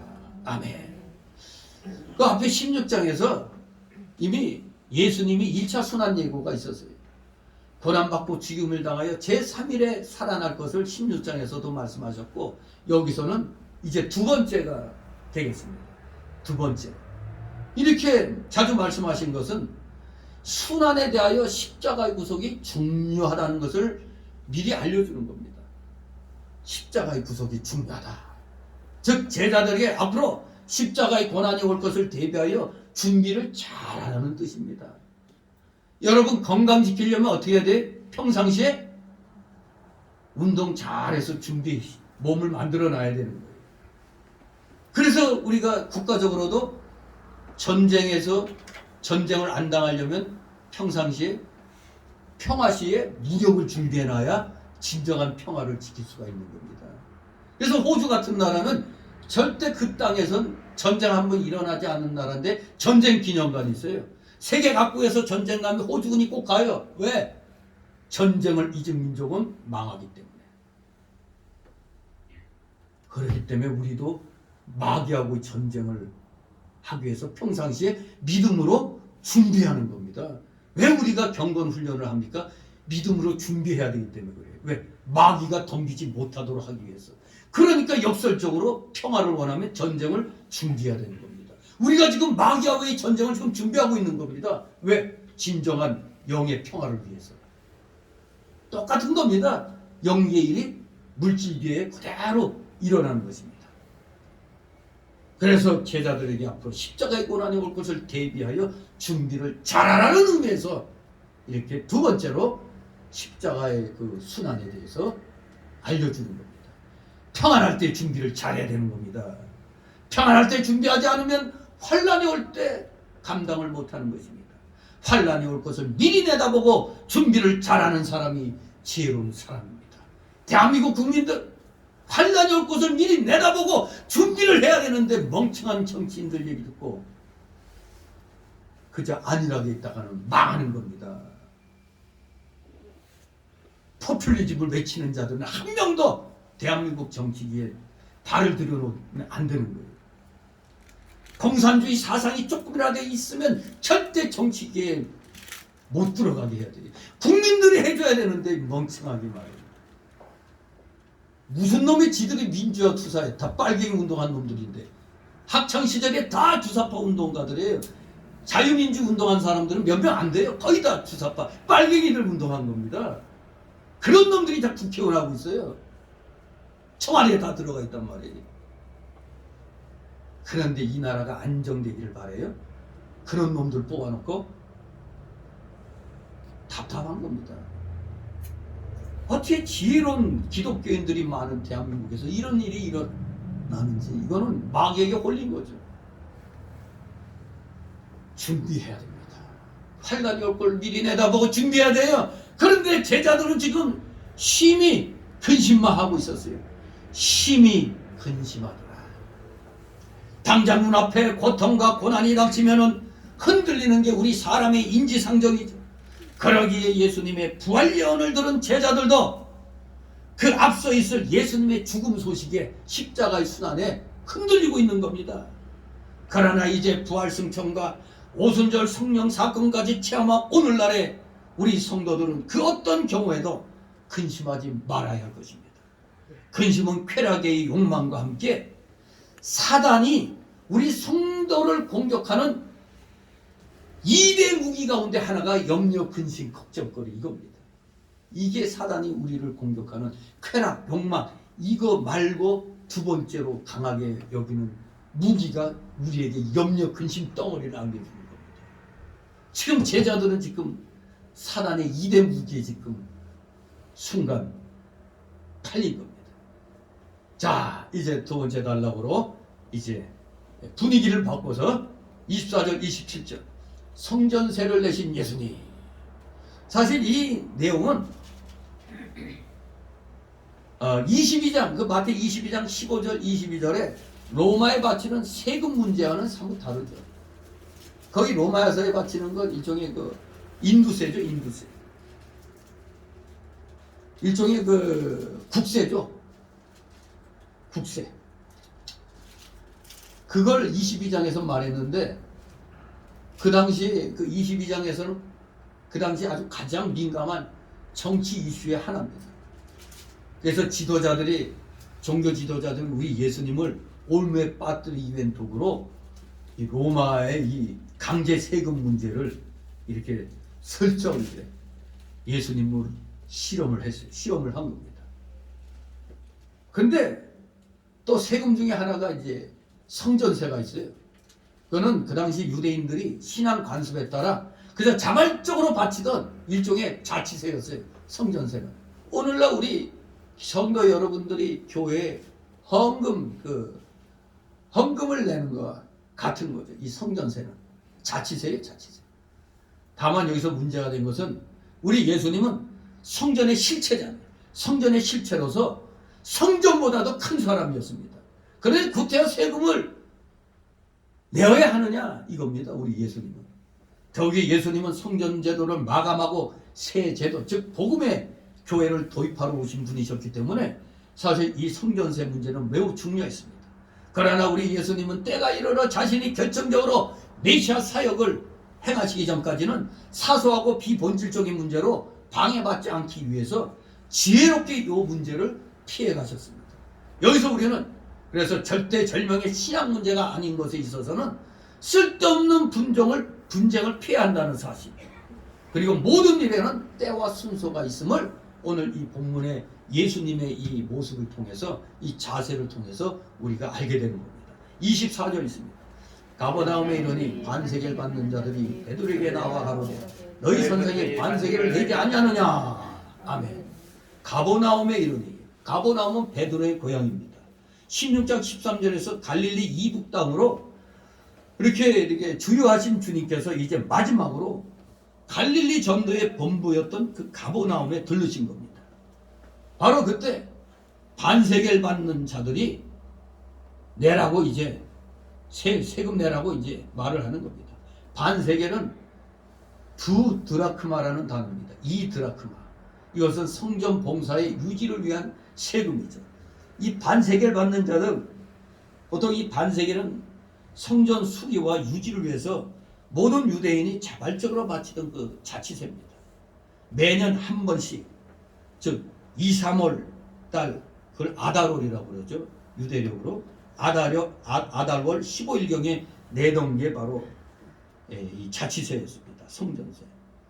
근데 우리 예수님이 언제 돌아가셨냐면 3, 4월경, 즉 유대력으로는 니산월 15일경에 죽으신 것을 생각하면 불과 한 달, 지금 이 일은 십자가에 못 박히시기 한 달 전의 얘기입니다. 지금 한 달 전의 일입니다. 그런데 이 반세계를 받는 자들이 너희도 내라, 이렇게 지금 왔습니다. 원래 유래가 출애굽기 30장 11절 16절에 나오죠.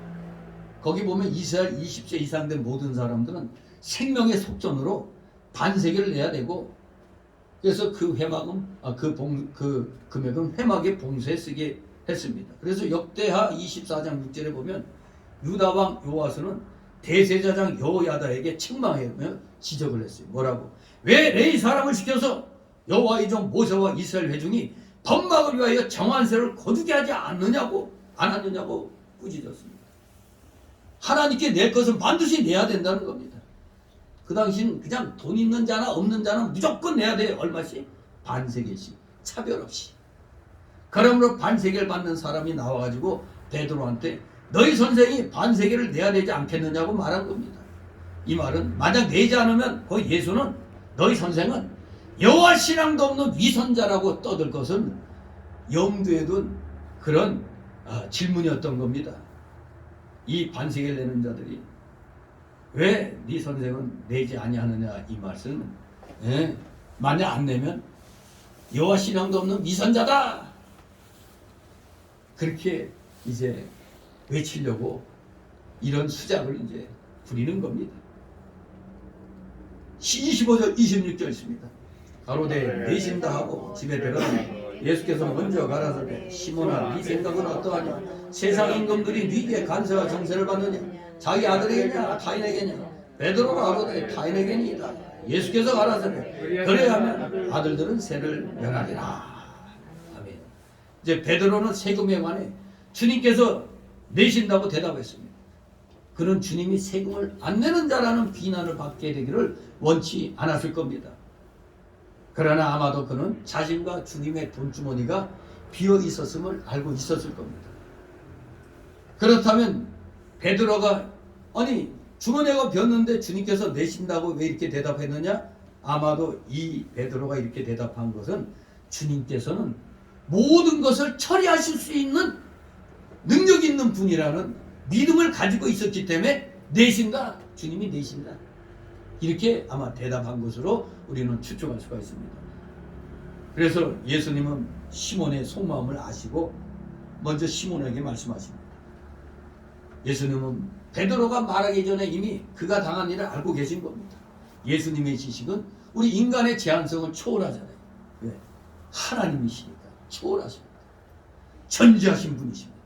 더욱이 주님께서는 세상 임금들이 이런 세금들을 받는 것은 자기 아들들에게서 받는 게 아니고 다른 이들 즉 그 나라의 백성들에게서 받는 것이고 그 왕의 아들들은 세를 면하리라고 말씀하시는 겁니다. 여기에 보면 관세, 정세 이렇게 나왔는데 관세라는 단어는 텔레라는 단어인데 지방세, 물품세 또는 재산세를 말합니다.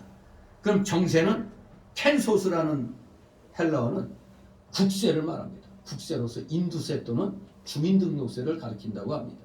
하나님의 아들에게서 세금, 특히 성전세를 받는 것은 합당치가 않죠. 성전세가 면제될 자는 바로 우리 예수님이십니다. 이 말씀에서 예수님이 암시하는 바는 자신이 온 세상의 왕이요 왕의 아들이시며 성전의 주인이신 하나님의 아들이라는 겁니다. 바로 이것은 주님께서 자신에 대해서 지금 또 직접 증거하신 거가 되겠습니다. 그러면 안 돼도 될 텐데 우리 주님은 사람들이 쓸데없는 오해하지 않도록 위해서 지금 내도록 하는 방법을 지금 가르쳐 주십니다. 27조 있습니다. 그러나 우리가 저희로 오해케 하지 않기 위하여 네가 바다에 가서 낚시를 던져 먼저 오르는 고기를 가져 입을 열면 돈 한 세계를 얻을 것이니 가져다가 나와 너를 위하여 주라 하시니라. 아멘. 예, 안 내셔도 되는 우리 하나님이신 예수님이 사람들이 오해하지 않도록 사람들이 오해케 하지 않기 위해서 세금을 내게 하셨습니다. 이 오해케 하지 않는다는 건 분명히 아들은 성전세를 안 내도 돼요. 그러나 백성들이 오해하지 않기 위해서 바치라고 했습니다. 이게 우리 기독교인의 자세예요. 물질 때문에 오해를 받을 경우가 있어요. 그럴 때는 양보해서라도 내가 손해보더라도 오해하지 않게 위하여 그래서 진리와 정의가 나타나고 하나님 나라의 운동이 잘 되게 하는 게 더 유익하다고 생각할 때는 물질도 양보할 줄 알아야 돼요. 그게 우리 기독교인의 자세입니다. 물질은 사람들을 시험에 들게 하기 쉬운 것입니다. 그래서 예수님이 나와 너를 위하여 주라고 하신 겁니다. 나와 너를 위하여 주라. 그런데 다른 제자들을 언급하지 않으신 것은 아마도 베드로의 집에 머무르실 때 사건이었기 때문이라고 추측할 수가 있어요. 베드로 집에. 여하튼 주님 자신이 세금을 내셨다면 주님 제자된 우리들이 국가에 대한 정당한 의무를 회피해서는 안 된다는 것이 분명하죠. 예수님도 사람들이 오해할 수 있으니까 내라고 하셨으면 오늘 우리들도 당연히 국가에 낼 만한 거 있으면 당연히 내야 되는 게 정상인 것입니다. 마태복음 22장 21절에 딱 말씀하셨죠. 가이사의 것은 가이사에게 주라. 하나님 것은 하나님에게. 가이사의 것은 가이사에게. 우리가 세상에 사는 동안 믿지 않는 사람들로 오해케 하지 않도록 처신하는 일 또한 필요한 것입니다. 계속 우리 보고 세금 안 내니 해도 세금 낼 건 다 내고 있는 겁니다. 그걸 분명히 알아야 돼요. 그런데 이 당시는 예수님이나 베드로에게 한 세겔도 없으셨음이 분명하죠. 제자들의 주머니도 비어있음이 분명한 겁니다. 우리 부여하신 주님께서 이 세상의 주인이신 주님이 이 세상에 오셔서 가난한 삶을 사셨다니 참 아이러니하죠. 그것은 전적으로 우리를 위함이셨습니다. 고린도후서 8장 9절에 우리 주 예수 그리스도의 은혜를 너희가 알거니와 부여하신 자로서 너희를 위하여 가난하게 되심은 그의 가난함을 인하여 너희로 부욕케 하려 하심이니라. 우리를 부욕케 하도록 하시려고 가난하게 하셨다는 겁니다.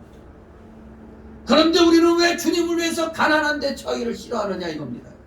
왜 우리는 주님을 위해서 조그만 손해도 보기를 싫어하느냐 이겁니다. 물질의 손해가 좀 올 것 같으면 당장 인상이 바뀌고 내 교회 안 나가 이런 식으로 그냥 바뀌어버려요. 왜 우리는 주님의 이름 아래 높아지고 편안하고 부유하기만은 바라는데 손해보는 것은 안 하려고 합니까? 이게 잘못된 거 아닙니까? 주님을 위해서 손해볼 수 있는 거라면 손해보는 게 좋은 겁니다. 주님의 이름이 올라간다면 내가 손해보는 겁니다. 자, 이렇게 아무것도 없는 이 베드로에게 이제 돈을 마련하는 방법을 가르쳐 주세요. 어떻게? 바다에 가서 낚시를 던져 먼저 오르는 고기를 가져 입을 열면 돈 한 세계를 얻을 것이니.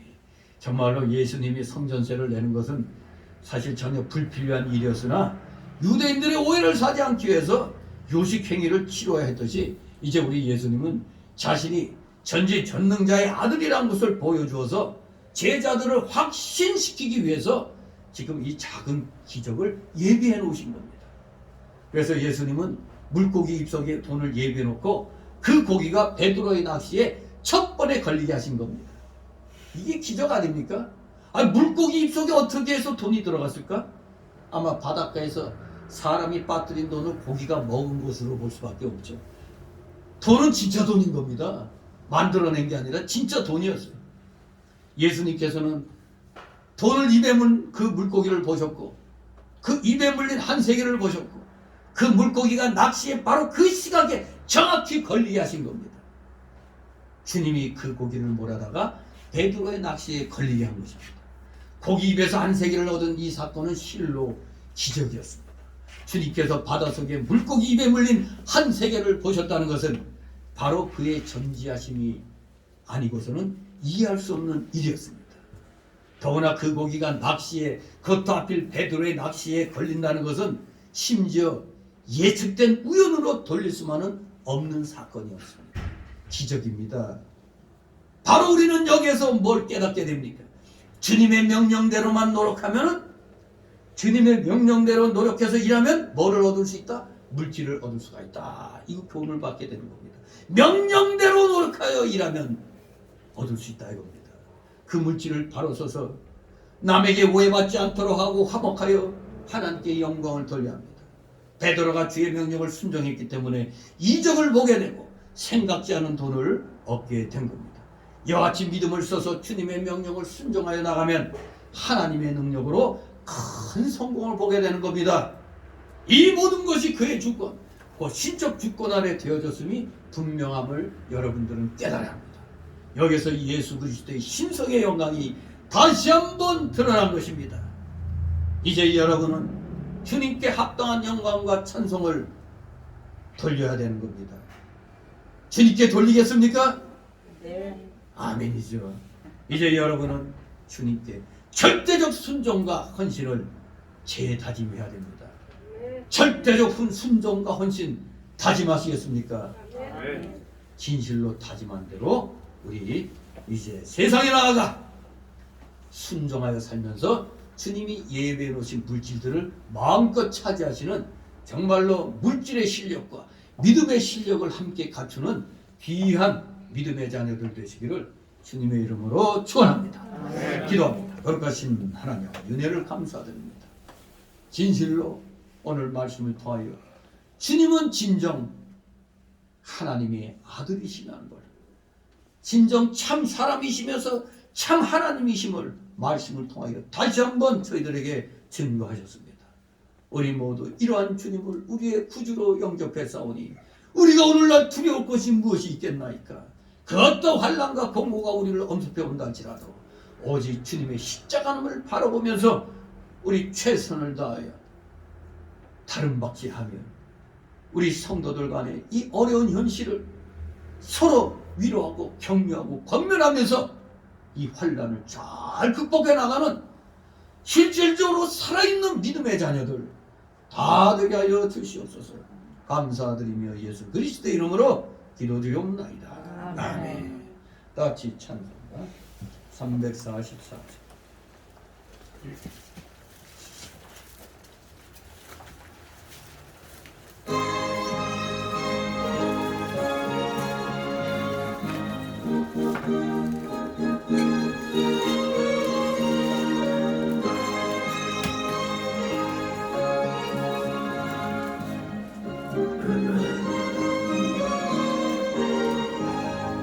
이 노래 아무 증거이 되어도 믿음만을 가진 목소리를 걸으며 이 귀에 아무 소리 아니 들려도 하나님의 약속 위에 서리라. 걸어가세 믿음 위에 서서 나가세 나가세 의심 버리고 걸어가세 믿음 위에 눈과 귀에 아무 증거 없어도 이 눈에 보기에는 어떠하든지 이미 얻은 증거대로 늘 믿으며 이 맘에 의심 없이 살아갈 때에 우리 소원 주 안에서 이루리.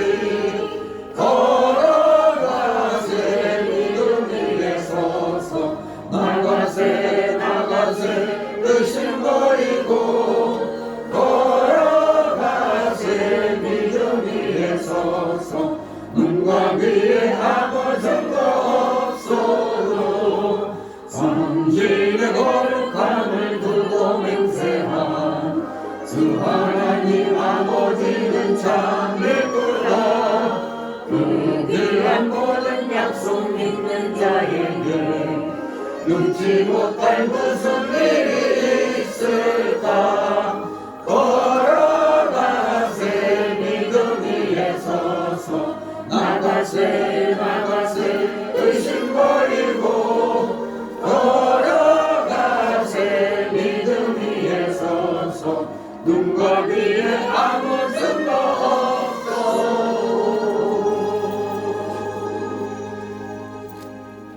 잠시 드려진 예물을 얻고 하나님 앞에 공기드립니다.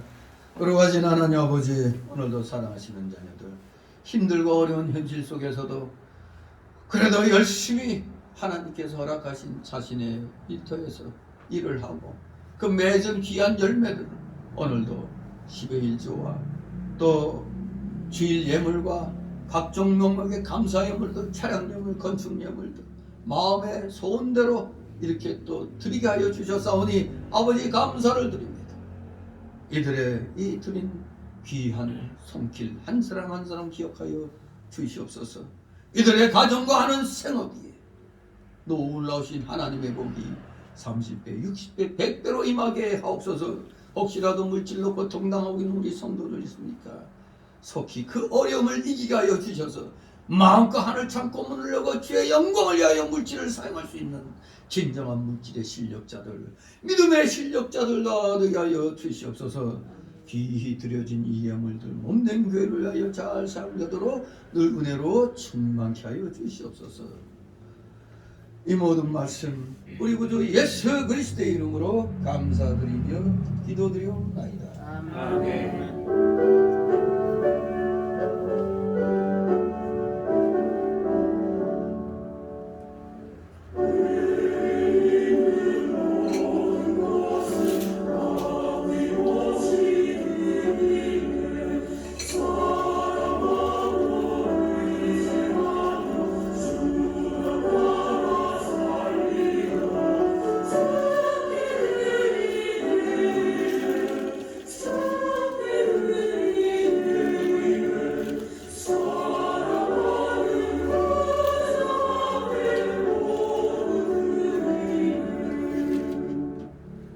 이 시간은 세심자 설교 시간인데 등록된 카드 없습니다. 우리 서로 가볍게들 인사들 나누시 바랍니다. 반갑습니다. 네, 한 주간 평안하셨습니까? 네. 일주일 만에 보니까 얼굴들이 새롭습니까? 일주일 만에 뵀더니 주름이 하나가 더 보여요. 우리 모두 열심히 주의 영광을 위하여 우리 성도 간의 교제 잘 나누시 바랍니다. 광고 말씀은 다 보신 대로. 여러분들이 주목해야 될 것은 3번의 그 3월 9일 대통령 선거. 지금 한간에 이 판세를 뒤집을 것은 부정선거밖에 없다는 것이 이미 판별되어 있기 때문에 부정선거가 준비되어 있다고 이런 말들이 있어요. 그래서 믿을 겐 그것뿐이라고 자꾸 여러분 보고 사전투표하라고 독촉하는데 절대 사전투표하면 안 됩니다. 요거는 그냥 고양이에게 생선 지키라고 그 앞에 갖다 주는 것과 똑같아요. 그래서 투표지를 받으시면 그날 당일 투표하시기 바라고, 투표지 받으시면 한 번 적고 2번 적고 3번은 적고 나서 도장 찍으시기 바랍니다. 그래야 이 투표용지 갈아치기가 4월 15일 날 할 것처럼 빳빳하게 한 번도 접혀지지 않은 것들이 무대기로 막 나오고 하는 이런 일이 있을 수가 없어요. 접혀진 거는 절대 속일 수가 없잖아요. 그래서 이번 투표 때는 반드시 3번 이상 접는 걸로 그렇게 집안에 가서도 가족들에게 얘기하시기 바랍니다. 이거 여러분, 이거 정말 이거 우리나라 우크라이나 베네수엘라 되는 거 시간 문제입니다. 이거 우리 정상적인 사람이 돼도 우리 다 허리띠 졸라매야 돼. 지금 자영업자 가운데 정신 나간 놈들을 돈 몇 푼 받아 처먹으니까 몇십 프로가 또 그냥 마음이 바뀌어가지고 아이고 돈 주니까 좋네 하고, 지들 피눈물 나게 한 놈들이 누군데도 돈 몇 푼 줬다고 한심한 놈들입니다. 그런 놈들은 자영업해도 망해야 되는 거예요. 그런 놈들은 지들이 왜 고통당하 있는데 돈 한 푼 준다고 그래요? 그런 것들이 인간들도 아니고 그런 것들은 자유민주주의 이게 뭔지도 모르는 사람입니다. 자유로운 경제, 자유로운 경쟁의 속에서 우리 그 인권도 자라나는 겁니다. 자, 정신 똑바로 차리시고, 그리고 예전과 열심히 약과 싸우는 여러 목회자들 교회를 위해서 기도하시고, 3월 1일 날이 무슨 날이에요? 3.1절이죠. 예, 광화문에서 1천만 국민대회가 열립니다. 우리 기독교계가 이제 주체가 되는 것 같은데 12시부터 소위 우리가 이름하기를 광화문 이승만 광장. 네, 저도 계속 허리 때문에 좀 고통당하다가 제대로 뭐 백신 횟수 반대 소송에도 그 집회도 못 나가고 그냥 소송만 참여했었는데, 아무튼 여러분, 빌 게이츠가 분명히 말을 했어요. 자기는 mRNA 그 개발해가지고 상품화하는데 2년 걸렸는데, 아니는 오미크론 변종이 나와가지고 이게 내가 만든 백신보다도 더 좋은 백신이라고 끝났다는 거예요. 오미크론 변종이 백신이라네. 그래서 슬프대. 그러니까 어이없어서, 아니 팬데믹 끝나면 좋은 일인데 왜 슬프냐 그랬더니 2년 동안 상품화 했더니 이제 그게 상품 못 쓰게 돼서 앞으로는, 근데 또 수상해. 앞으로 또 뭐가 또 있을 것 같아. 앞으로 또 이런 현상이 일어나면 6개월 만에 상품화 시키겠대. 아, 이 나쁜 놈이 있나 이거. 요 놈이 말한 대로 일어난 거거든요, 이 코로나 이게. 근데 오미크론 두려워할 건 없어요. 그냥 몸이 좀 이상하다면 조용히 당장 먹고 쉬면 돼요. 동네방네 떠들면 다른 사람에게 민폐 끼치는 겁니다. 그냥 조용히 그냥, 아 내가 좀 컨디션이 안 좋아, 조용히 감기약 먹고 있으면 됩니다. 아무것도 안 해. 기저질환, 이 질병층에서 속이는 게 뭐 7, 80%가 뭐 미접종자가 중증으로 죽는다고 뭐 죽었다 그러는 게 쑥센 거짓말. 그건 기저질환이 있던 사람들이 말하는 거예요. 기저질환이 있으면, 우리 멀쩡한 사람도 기저질환이 있으면 무슨 다른 병 걸리면 합병증으로 죽기 쉽잖아요. 그런 걸 거기에 기저질환은 썩 빼고 미접종자들 때문에 그렇다는 거 헛소리하고. 여러분, 그 런닝맨인가 뭔가 거기에서 다른 사람들 다 접종했는데 여자 아이만 안 맞았다고 그러잖아요. 뭔가 좀 기저질환이 있어서. 근데 어떻게 접종한 사람들이 다 걸려버렸잖아. 접종 안 한 사람 안 걸리고. 이게 무슨 말이야 이게. 뻥소리 아니에요. 그리고 지금 백신 정책 보세요. 이거 뭐 어떻게 들어가는 건지 완전 개판이잖아요. 그러니까 뭐 오미크론이 심연만 걱정할 거 하나 없어요.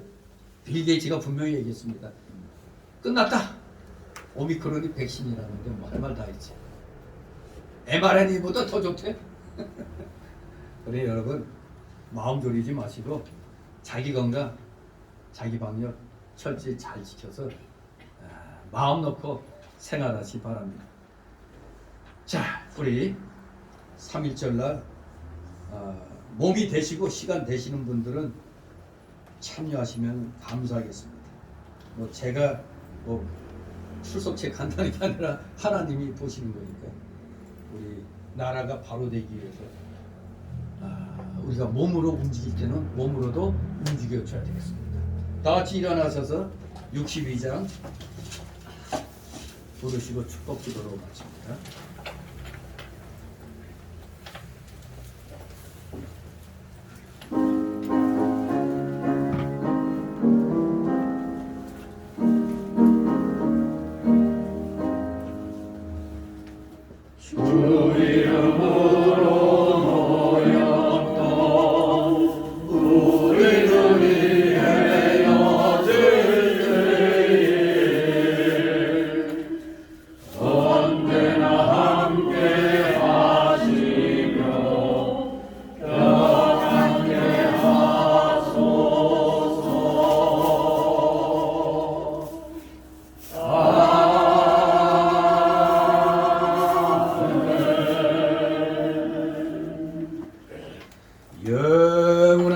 사망 형벌로부터 영생복락의 무궁천국으로 우리를 구원하여 주신 우리 구주 예수 그리스도의 크신 은혜와 하나님 아버지의 극진하신 사랑하심과 성령님의 감동 감화 교통 충만 내주 역사하심이 여기 머리 숙인 모든 머리들 위에와 각 가정 위에 하는 생업 위에 하는 학업 위에 이 나라 이 민족 위에 모든 교회들 위에 이제부터 영원토록 함께 있을지어다.